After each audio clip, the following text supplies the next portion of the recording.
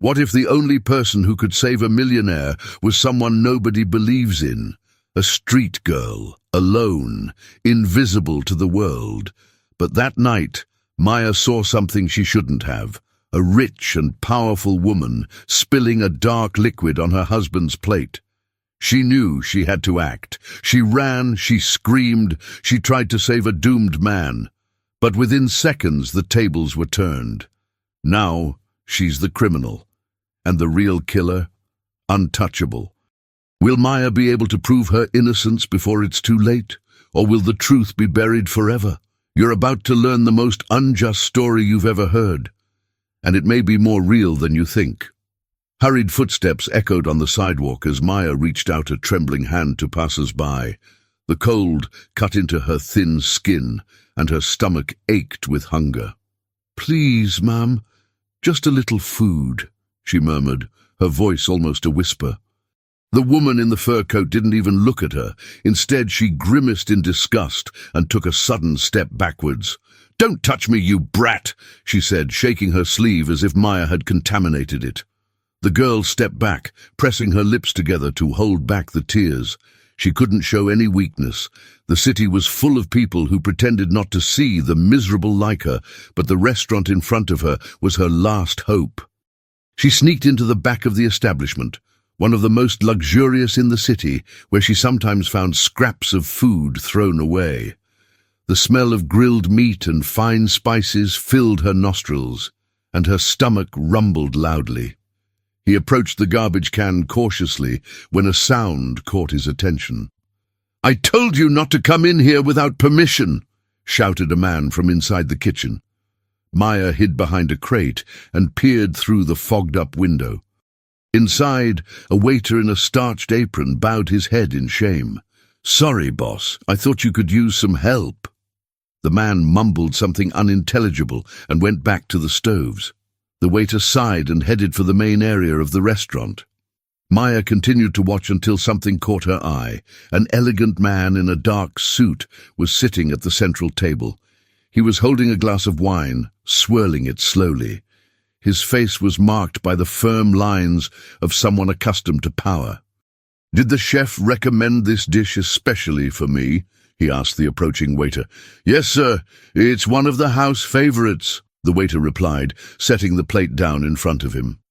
Maya was already walking away when a movement in the kitchen made her freeze. A woman in a red dress entered discreetly. Her blonde hair was tied up in an impeccable bun, and her posture exuded confidence. The girl watched, fascinated and alarmed, as the woman glided over to the counter where Ethan's plate was still being prepared. She looked around, making sure no one was watching. Then, with an agile gesture, she took out a small bottle from her handbag. Maya held her breath. "Just a few drops, and everything will be solved," whispered the woman, pouring a dark liquid over the food. The bottle disappeared back into the bag. The waiter, oblivious to everything, picked up the plate and headed for the lounge. Maya felt panic seize her body. What had she just witnessed? The waiter's footsteps echoed across the marble floor. The poisoned dish was seconds away from being served. "No!" she muttered, turning away from the garbage can. Her heart raced.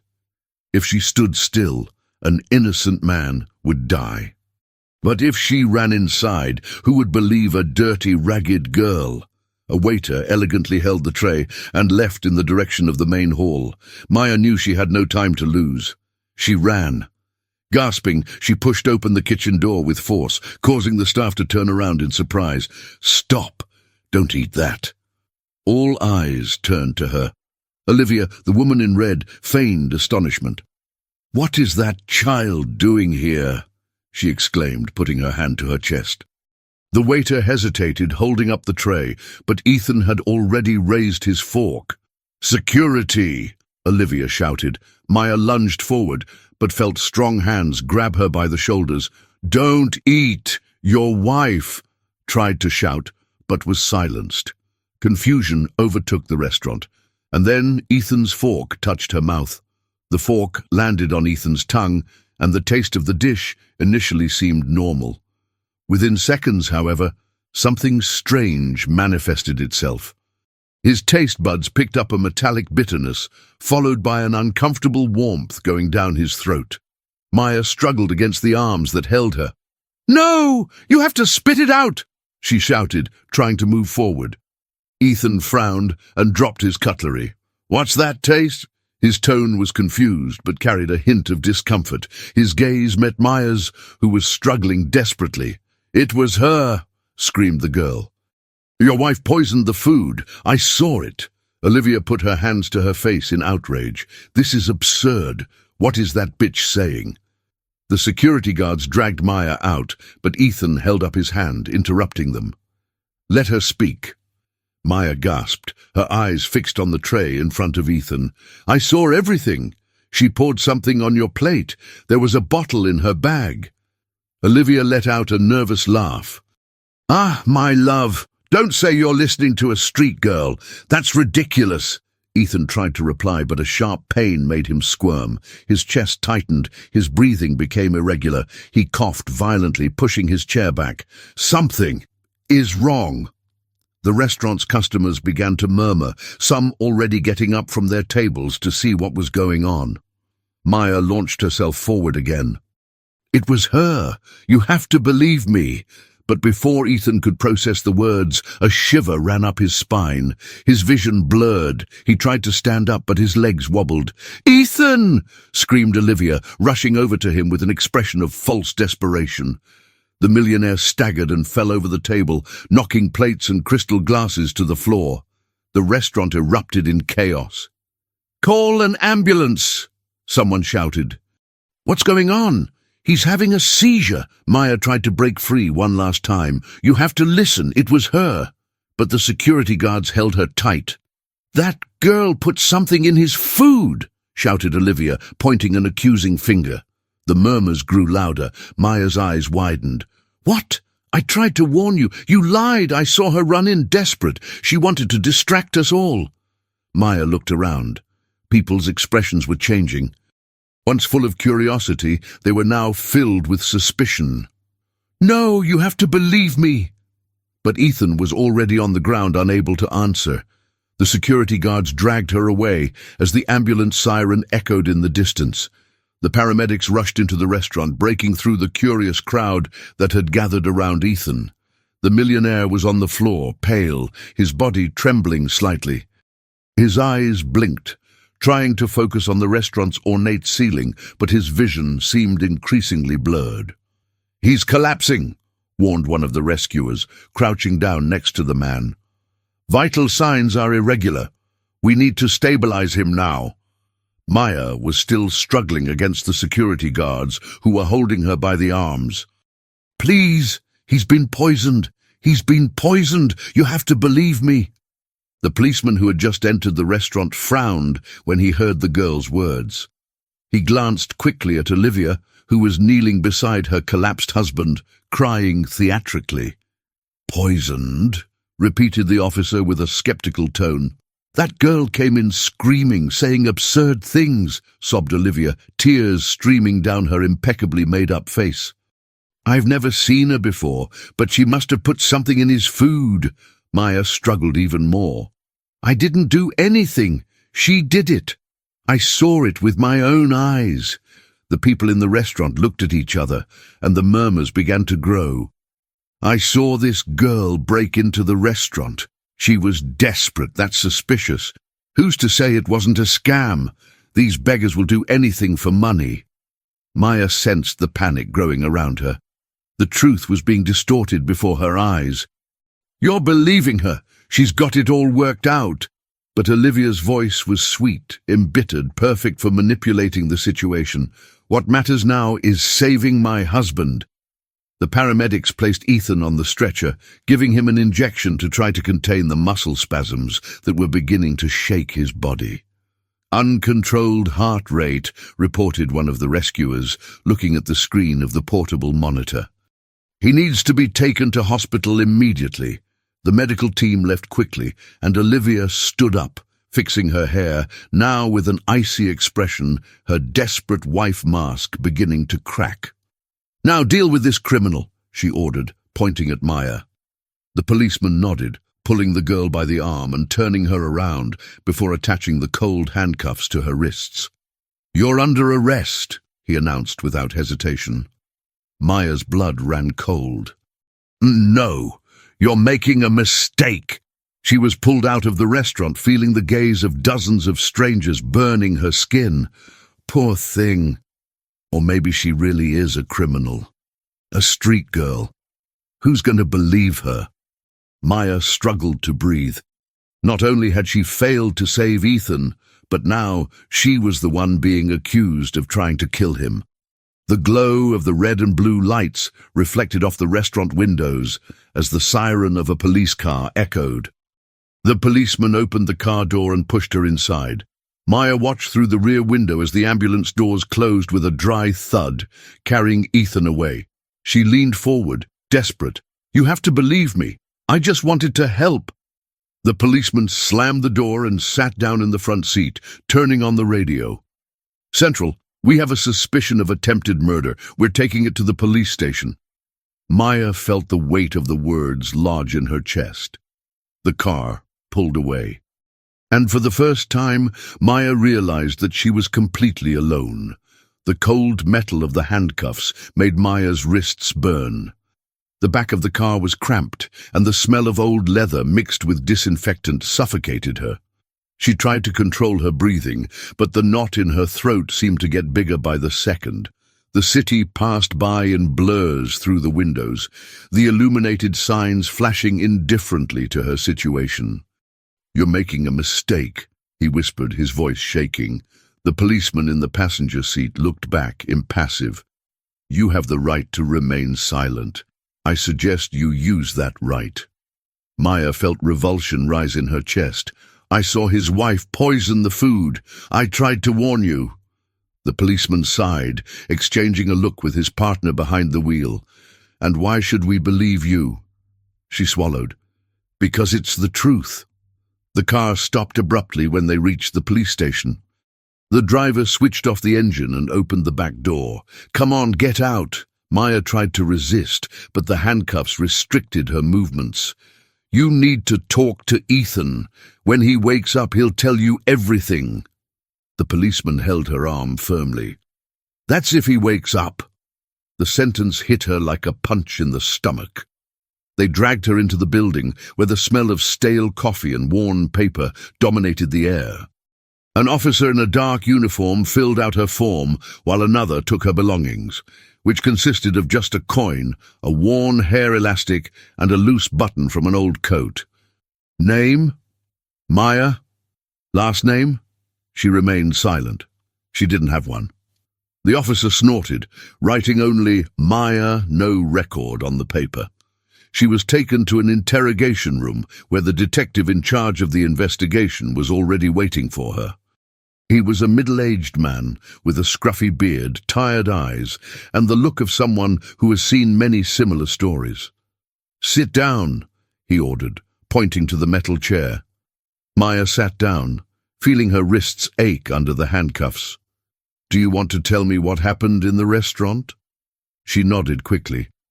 "I was in the back of the restaurant when I saw Ethan's wife put something in his food, a dark liquid. She did it quickly, but I saw it. I tried to warn you." The detective interlaced his fingers and tilted his head. "But no one else saw it. No employees, no customers." "No?" She waited for the right moment. He sighed, picking up a mug of coffee from the table. "And why would a street girl care about a millionaire dining in an expensive restaurant?" Maya felt frustration boil up inside her. "Because he was going to die. I saw something wrong and I tried to stop it." The detective took a sip of his coffee and let out a long sigh. "Your record doesn't help you anymore." She blinked, confused. "History." He pushed a dossier to the center of the table.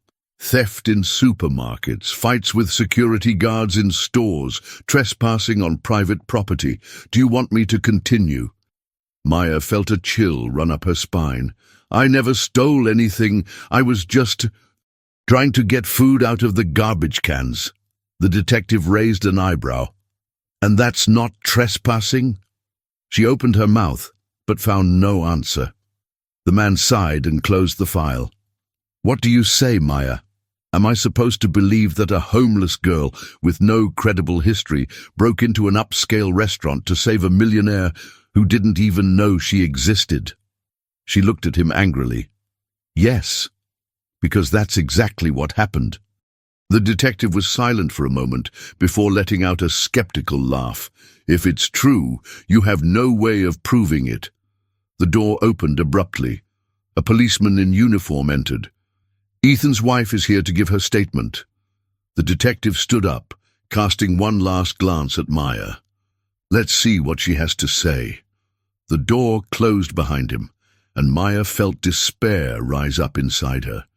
She had to find a way to prove that she was telling the truth, before it was too late. Maya drummed her fingers on the cold metal table, her heart pounding. Outside the interrogation room, she could hear muffled murmurs. Olivia's voice echoed between the walls, heavy with tears and drama. It was horrible. My husband almost died in my arms. Maya clenched her fists. The detective came back into the room, holding some notes. He watched her for a few seconds before sitting down. Well, I've just heard Olivia's version. Maya rolled her eyes. And I bet she blamed me for everything. The detective crossed his arms. According to her, you broke into the restaurant, screamed like crazy and caused a panic. She said no one saw the poison because she did it in hiding, Maya retorted, leaning forward. The man sighed. Maya, if you want me to believe you, you need something concrete. Do you have proof? The question hit her like a blow. She had nothing. No video, no photos, no witnesses. I saw it. The detective studied her in silence before standing up. Then we have a problem. The door opened again, and the policeman from reception came in. We already have the judge's decision. Maya froze. The detective took the document and read it in silence. Then he looked at Maya with a neutral gaze. You will be sent to the juvenile detention center until Ethan can give his statement. The air seemed to escape from Maya's lungs. What? You can't do that. The detective put the paper away. Yes, we can, and we will. The door was opened again, and 2 policemen came in to escort her out. Come on, girl. Maya tried to resist. This is a mistake. She's the criminal. But no one listened. She was dragged out of the room, and for the first time she felt that she might never have the chance to prove her innocence. The silence in the detention center was oppressive. Maya was sitting on the thin mattress in her cell, her legs pulled up to her chest. The only window was small and narrow, and the pale moonlight barely illuminated the room. She tried to ignore the voices of the other detained girls, but fear was eating her up inside. Ethan could be dead now. If he didn't wake up, Olivia would win. A policeman stopped at the cell door. You have a visitor. Maya raised her head in surprise. She was escorted into a small visiting room where a man wearing a white coat was waiting for her. You're the girl who was in the restaurant that night, right? She frowned. Who are you? He pulled up a chair and sat down. I'm a doctor at the hospital where Ethan was admitted. Maya straightened up. How is he? The doctor hesitated. He's awake. Relief ran through Maya like an electric shock. Did he say anything? The doctor paused. He remembers you. Maya held her breath. He believes me? The man nodded. Yes. He said he saw you trying to warn him. That he remembers you shouting about the poison. Tears filled Maya's eyes. So he knows I'm innocent. The doctor gave a small smile. He asked to speak to the police. He wants to tell us everything. The relief turned into a wave of hope. Does that mean they'll let me go? The doctor took a deep breath. Not officially yet, but his statement changes everything. Maya felt the weight on her shoulders ease. The truth was coming out. She was no longer just a forgotten street girl. Now she had someone who believed in her, and Olivia would finally face justice.